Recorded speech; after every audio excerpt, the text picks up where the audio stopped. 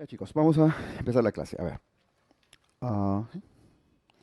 Bien, vamos a hacer hoy un repaso de la anatomía abdominal y de las vísceras gastrointestinales. Este ciclo de verano corresponde ya a una etapa un poco más rápida, sobre todo para quienes vienen llevando este curso desde julio, ¿no?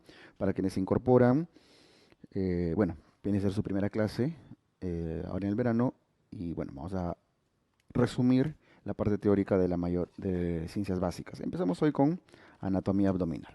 ¿Ok? Bien, la dinámica es, empezamos ahorita, damos un receso a las 4 aproximadamente, ya un receso de 10 minutos, y luego continuamos y terminamos más o menos a las 5:25, 5:30 más tarde. ¿Ok? Bien, a ver, lo primero que debemos recordar, una sola lámina para recordar el desarrollo embriológico del tracto gastrointestinal. Sabemos que el aparato digestivo, recordamos que proviene de qué capa embriológica. El tracto gastrointestinal proviene en su mayor parte del endodermo, ¿verdad? Del endodermo, de, de la capa más profunda de la capa de la estructura trilaminar del embrión. ¿Ok? El endodermo forma este tubo que se llama el tubo, el intestino primitivo, ¿no es cierto? El intestino primitivo inicia en lo que es la membrana estomodea o la membrana bucofaringea, que va a dar origen a la boca, a la faringe después, y termina en la membrana cloacal, en la parte más distal. Ya son nombres relativamente sencillos. Ahora, lo que debemos recordar es que el intestino primitivo se divide en tres partes. Un intestino primitivo anterior, un intestino primitivo medio y un intestino primitivo posterior, ¿no es cierto? Entonces, siempre un punto a recordar es cuál es el punto de corte, el punto de referencia, dónde termina, dónde se divide cada uno de ellos. El intestino primitivo anterior, acuérdense que termina en lo que va a ser, acá en el puntito azul que le pongo, la yema, lo voy a jalar del otro lado, la yema biliar, la yema hepática, algunos le llaman la yema biliar, que es justamente donde va a terminar en el adulto el colédoco, la vía biliar. Ahí termina el intestino primitivo anterior. ¿Qué altura del duodeno es? ¿Se acuerdan? Es la segunda porción del duodeno. Porque justamente la vía biliar drena en la segunda porción del duodeno. Ahí empieza el intestino primitivo medio. ¿Hasta dónde? Hasta lo que va a ser el colon transverso, específicamente los 2/3 del colon transverso. Me adelanto un poquito en las imágenes, solo para recordar que va a ser más o menos hasta acá. ¿Ya? El intestino primitivo medio termina lo que va a dar origen en el adulto a las estructuras a ese nivel, 2/3 proximales, 1/3 distal. Por lo tanto, a partir de ahí empieza el intestino primitivo posterior. ¿Ok? Listo. Entonces, ya está. Y el intestino posterior empieza en el colon transverso y termina en la membrana cloacal, que es lo que hemos conversado. Muy bien. Ahora, por lo tanto, si alguna vez nos preguntan a qué estructuras da origen el intestino primitivo anterior, si su punto final es a la altura de la segunda porción del duodeno, el intestino primitivo anterior da origen al esófago, ¿verdad? Da origen al estómago, al esófago, al estómago, a la primera porción del duodeno y hasta parte de la segunda porción del duodeno. Deben recordar que además da origen a la vía biliar y al hígado. ¿Ok? Listo. Desde el esófago, estómago, primera, segunda porción del duodeno, vía biliar y al hígado. Todo lo que está por encima en la parte proximal de la yema hepática. Luego, la parte media del esófago, perdón, del intestino primitivo, a que va a dar origen a lo que queda de la segunda porción, de dos, la última partecita de la segunda porción, a la tercera porción, a la cuarta porción. ¿Sí? ¿Qué más? Al yeyuno, al yeyuno, al ilion, ¿qué más? A la válvula ileocecal, al apéndice cecal y al colon. ¿Y el colon hasta dónde? Hasta el colon transverso. Ya hemos visto que son 2/3. Les pueden preguntar, ¿el apéndice tiene origen embriológico a nivel del intestino primitivo medio? ¿Ok? Podría ser una pregunta. Y el intestino posterior está formado por el colon transverso, el tercio distal, el colon descendente, el recto. El recto. ¿Ya? Listo. Entonces, sencillo. Ahora, Ya en el adulto, cada una de estas estructuras embriológicas, intestino primitivo anterior, medio, posterior, va a ser irrigado por diferentes ramas arteriales, diferentes ramas de la aorta. El intestino anterior, ¿qué rama de la aorta lo irriga? Lo voy a poner de verde. El intestino anterior. Eh, Ramas torácicas, arterias torácicas, porque el esófago todavía está irrigado por arterias torácicas, y parte del tronco celíaco. El tronco celíaco y arterias torácicas. Ahorita vamos a hablar del esófago con más detalle. El intestino medio, primitivo medio, está irrigado por la arteria mesentérica superior. Por lo tanto, si alguna vez les preguntan, ¿quién irriga el yeyuno? La mesentérica superior. ¿Quién irriga el apéndice? La mesentérica superior. Al duodeno distal, tercera, cuarta porción, mesentérica superior, con sus respectivas ramas, por supuesto, ¿no? Que ahora vamos a revisar. Y el intestino posterior está irrigado por ramas de la mesentérica inferior. ¿Okay? No solo de la mesentérica inferior, sino incluso ramas pudendas que vienen de la cava. ¿Ya? Pero si resaltamos las estructuras más importantes que le dan irrigación acá, tronco celíaco, mesentérica superior y mesentérica inferior. ¿Ok? Listo. Esto en la clasificación de lo que es el intestino primitivo, en la división del intestino primitivo. Ahora, el intestino realiza una serie de rotaciones para obtener la forma final. O sea, voy a borrar ya la parte que he resaltado, ya, para que tener un poquito de espacio. El estómago tiene esta posición como lo solemos conocer, ¿no? ¿Cierto? En forma de una J, y esto no le vamos a dar muchas vueltas acá. Pero para tener esta posición ha tenido que realizar diferentes rotaciones. El estómago realiza dos rotaciones en dos planos. Una rotación en el plano horizontal, estamos viendo acá esas imágenes, sobre todo las dos de abajo, ¿no? O sea, si nos cortamos ahí a nivel horizontal, estamos viendo el estómago así. Entonces, el estómago genera una rotación en 90 grados. ¿Y qué cosa pasa? Esto viene a ser en esta imagen que estoy mostrando, que estoy señalando con el puntito blanco, el intestino primitivo, específicamente el estómago. Y hacia la parte posterior del estómago, acuérdense qué cosa tiene, lo que le va a dar origen a la irrigación, mesodermo. El intestino primitivo venía del endodermo, pero la irrigación, la aorta y sus ramas vienen del mesodermo. Entonces, detrás del tubo del intestino primitivo hay mesodermo. Esa es la parte posterior. Y por delante del intestino primitivo, ¿qué cosa había? Había todavía algunas partes de endodermo. Lo pinto de amarillito. De amarillito el endodermo y de rojo el mesodermo. ¿Cuál era anterior? Anterior es el endodermo, ¿no? ¿Cuál es posterior? El mesodermo, porque la aorta que viene del mesodermo está por detrás, pues, del intestino. Eso lo sabemos, está en la parte posterior. Noten que la parte posterior del intestino primitivo rota hacia qué lado, se ubica hacia el lado izquierdo, ¿no es cierto? Hacia el lado izquierdo. Entonces, las estructuras mesodérmicas del intestino que le da irrigación rotan hacia el lado izquierdo y se ubican en una posición izquierda. Y lo que estaba hacia la parte anterior, que en este caso hemos mostrado como endodermo, estaba la yema hepática, la vía biliar y demás, ¿hacia dónde se rota? Hacia el lado derecho, ¿cierto? Por eso que en la configuración final del estómago, en la imagen de abajo, en la configuración final del estómago, a la izquierda del estómago, a nuestra izquierda, suelen localizarse estructuras mesodérmicas, porque venía de atrás a la izquierda, ¿no es cierto?, en esa rotación de 90 grados. Y a la derecha del estómago suelen ubicarse principalmente estructuras endodérmicas. Si notan el color amarillito, no sé si se llega a ver. Ya, entonces mesodérmicas a la izquierda y endodérmicas a la derecha. Por eso que si les preguntan el vaso, ¿qué origen embriológico tiene?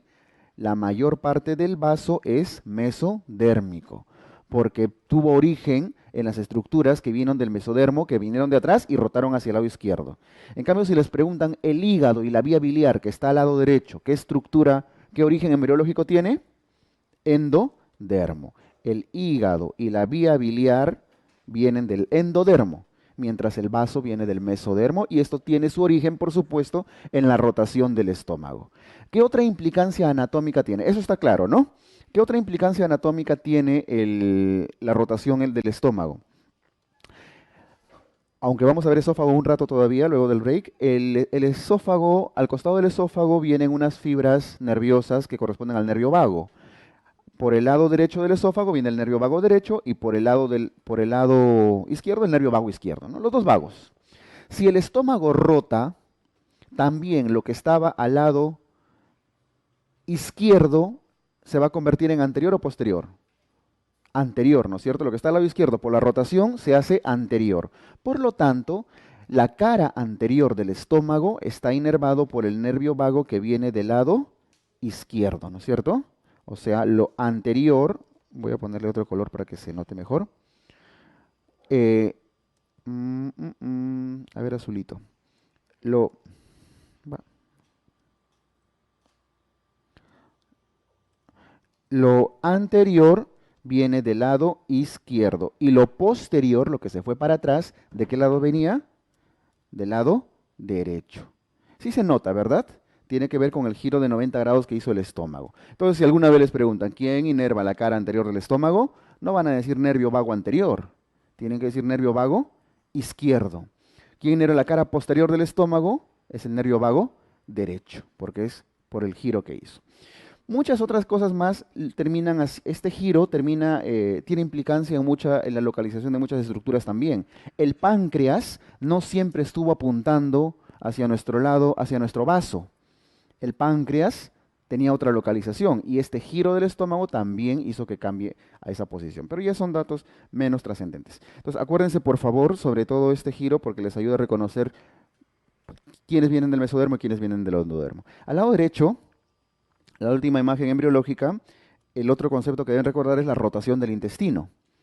El intestino delgado, la mayor parte del intestino delgado, ¿de dónde venía? La mayor parte del intestino delgado. Prácticamente todo, el duodeno, el yeyuno, el íleon, viene del intestino primitivo medio, ¿no es cierto? Del medio.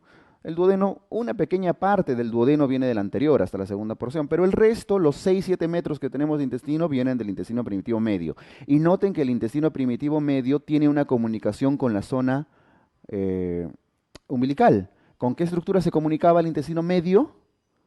Con el saco vitelino, ¿verdad? El saco vitelino era esta bolsita, lo estoy alargando, que tenía pues función angiogénica, hematopoyética, etcétera, en el desarrollo embriológico del fetito. Bueno, la cosa es que ese saco vitelino con ese conducto debía obliterarse hasta desaparecer para que solamente quede tubo, intestino. Todo el resto debería de haber desaparecido, ¿no? Además, paréntesis, si todo este conducto vitelino no se oblitera del todo, ¿qué da origen? Al divertículo de Meckel, ¿sí? Al divertículo de Meckel. ¿Qué es el divertículo de Meckel? Es una falta de obliteración de este conducto que comunicaba el intestino medio con el saco vitelino. Por eso también le llaman divertículo vitelino algunos, pero no es un nombre muy apropiado. Bueno, ya estábamos viendo este intestino primitivo medio. Ese intestino medio tiene que alargarse porque en el adulto va a medir 6 metros, ¿no? En el recién nacido nacemos más o menos con 1,5 metros de intestino, dependiendo de la edad gestacional.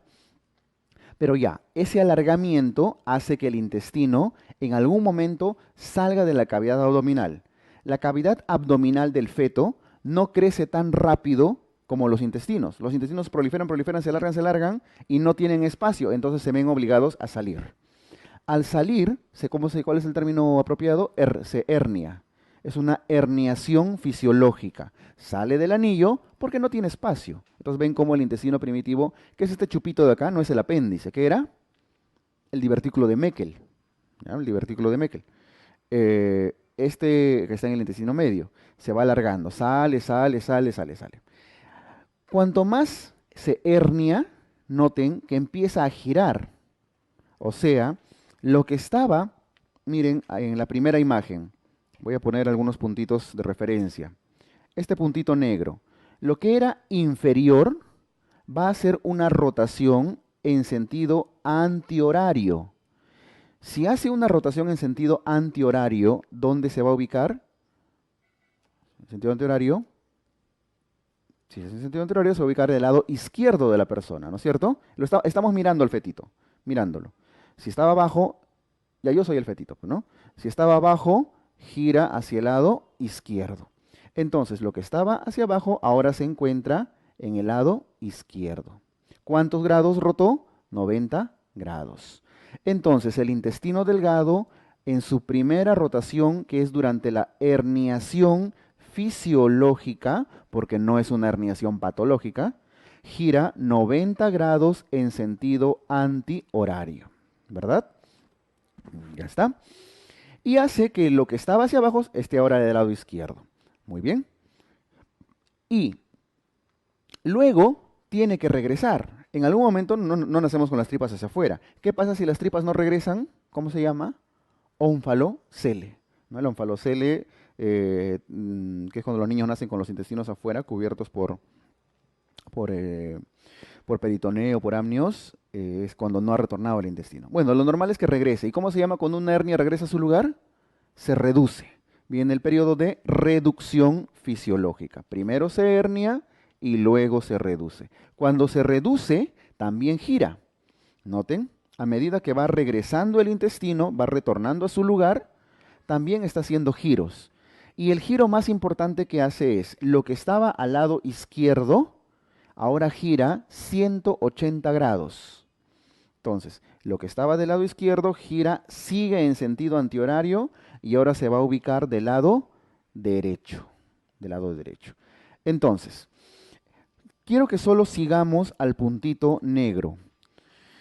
Si aquí estamos viendo el divertículo de Meckel a la altura de lo que va a ser el íleon más o menos, este puntito negro representaría más o menos al ciego, ¿verdad? Porque estamos inferior al divertículo, en la parte más distal. Nos imaginamos que es el ciego, el futuro ciego, con su apéndice, gira 90 grados y se localiza en el hipocondrio izquierdo o en el flanco izquierdo. Y luego gira 180 grados y ese ciego con su apéndice, ¿dónde va a estar? Finalmente en el flanco derecho. Por eso es que nacemos con el ciego y nuestro apéndice tirado al lado derecho. Ahora, a veces termina de descender hasta la fosa ilíaca, pero eso todavía tarda algunas semanas luego del nacimiento. Pero más o menos es donde aparece el ciego con el apéndice, ¿no? Por eso la configuración final del ciego con su apéndice, luego del giro total, es del lado derecho, entre el hipocondrio derecho y la fosa ilíaca derecha, en todo ese espacio.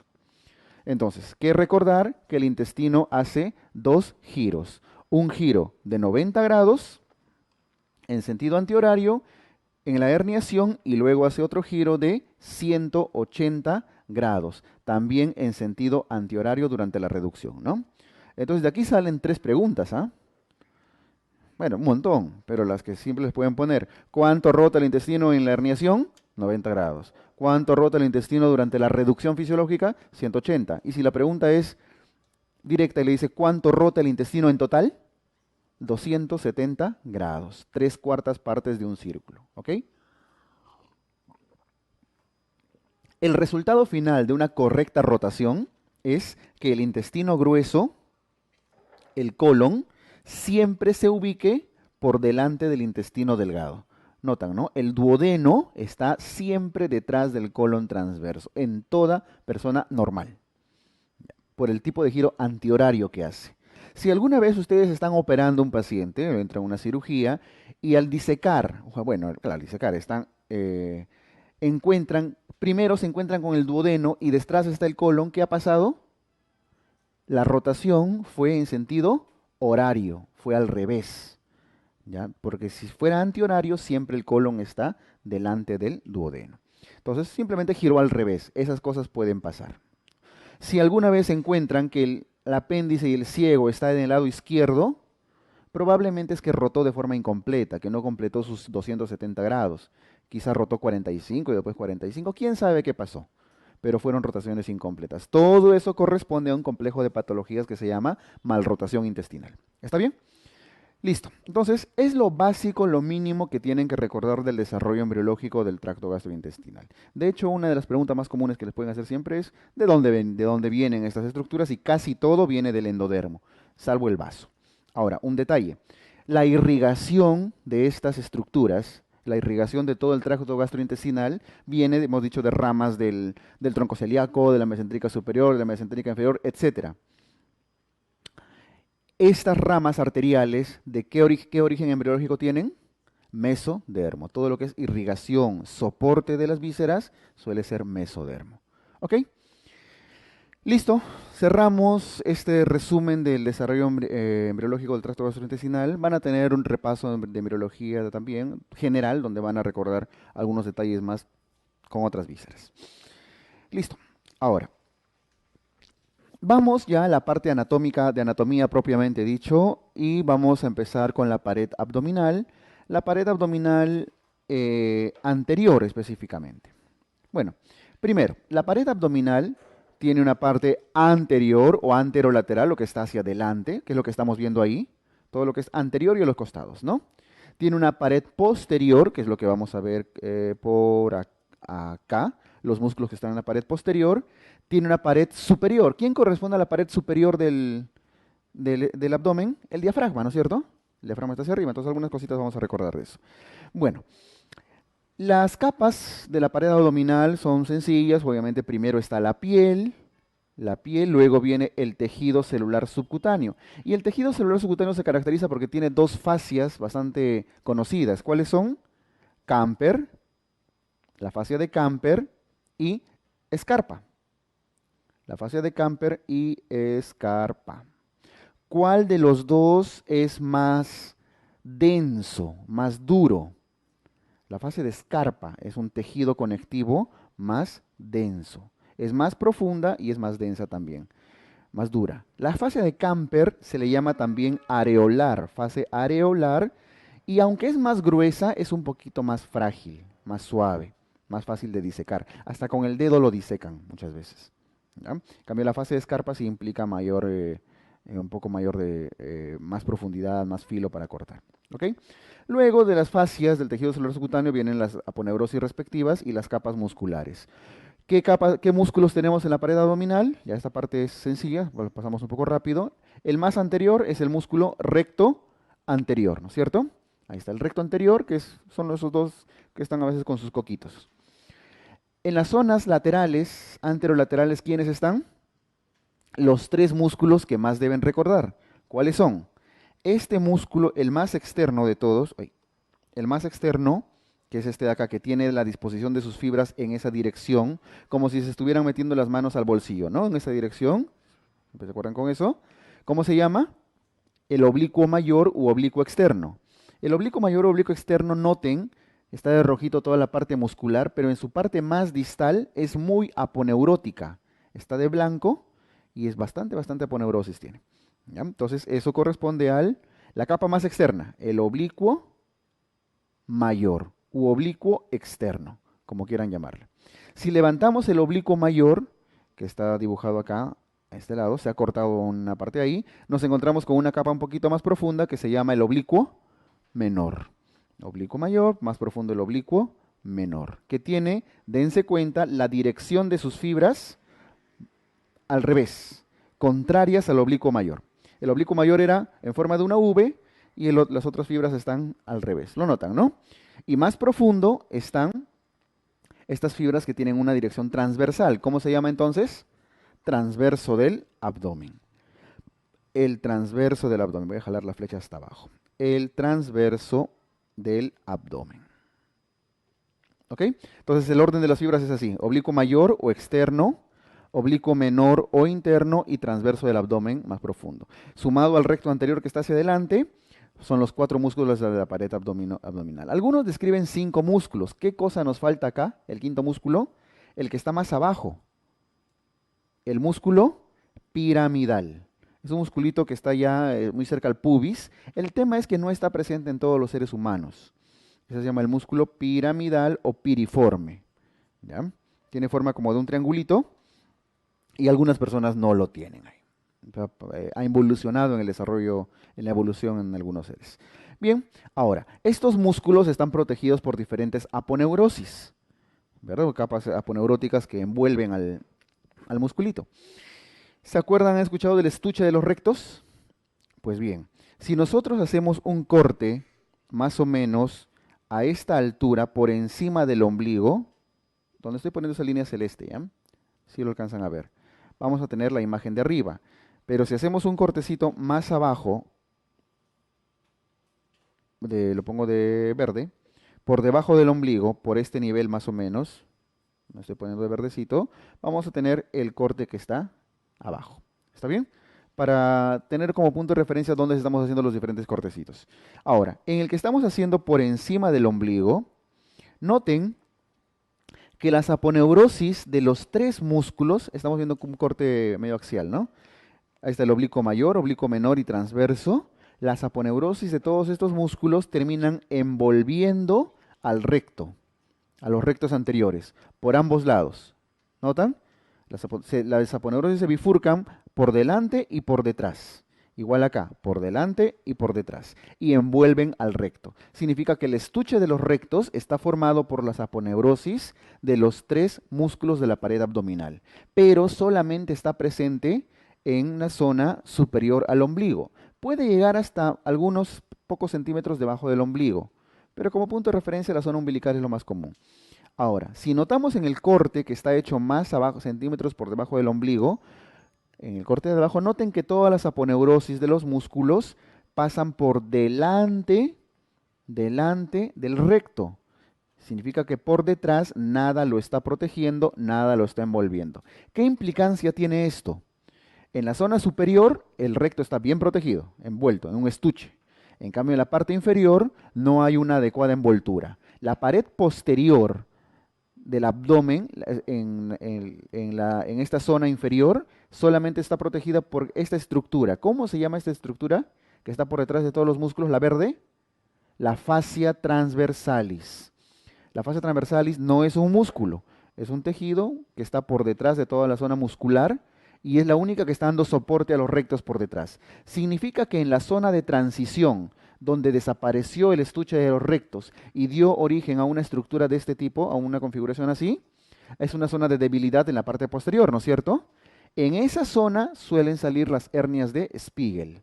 O sea, usando la imagen del medio, más o menos a esta altura, donde acabo de hacer este arco, este arquito, el estuche de los rectos desaparece, deja de envolver al recto. Y a partir de esa línea negrita, no hay un estuche de los rectos. Esa línea se llama la línea arqueada, línea arcuata, línea o arco de Douglas, recibe un montón de nombres, o simplemente línea semilunar.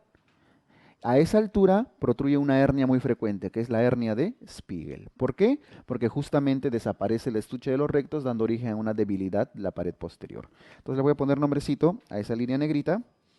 Se llama, le estoy jalando, línea semilunar, línea arqueada. Tiene diferencias estrictas, si entramos en mucho detalle, tienen algunas diferencias los nombres, pero considerémoslo casi sinónimos. Arco de Douglas. ¿Ok? Por ahí protruyen entre paréntesis las hernias de Spiegel. Hemos quedado. ¿Listo?